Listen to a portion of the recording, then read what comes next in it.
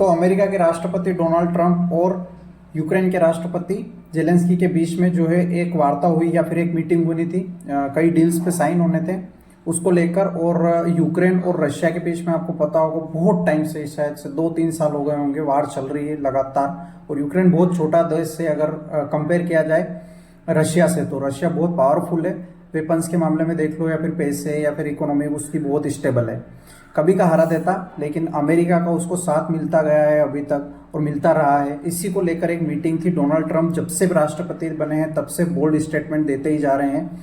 वो इसके खिलाफ नहीं, युद्ध के खिलाफ। वो उनका कहना है कि मैं पीसफुल एक नेता के तौर पर उभरना चाहता हूं, इन दोनों देश के बीच में मध्यस्थता स्थापित करना चाहता हूं। और यही बात उन्होंने जेलेंस्की को कही। यूक्रेन के राष्ट्रपति जेलेंस्की उनको कही मीटिंग के दौरान।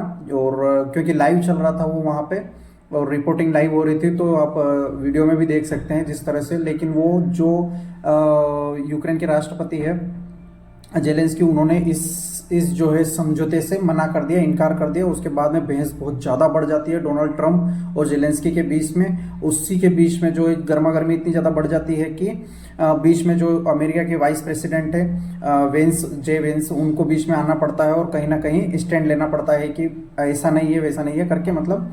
तो समझौते के जितनी भी बातें हो रही थी वो होगी नहीं, ये वार चलती रहेगी। लेकिन अमेरिका ने क्लियरली बोल दिया है कि हम जो है अब हाथ खींच लेंगे अगर आप समझौते के लिए अग्री नहीं होते हो तो, या फिर जो भी डिमांड अमेरिका ने रखी है कि ये वार खत्म हो जानी चाहिए, युद्ध जो है युद्ध विराम हो जाना चाहिए दोनों देशों के बीच में, क्योंकि बहुत ज़्यादा हानि हो रही है।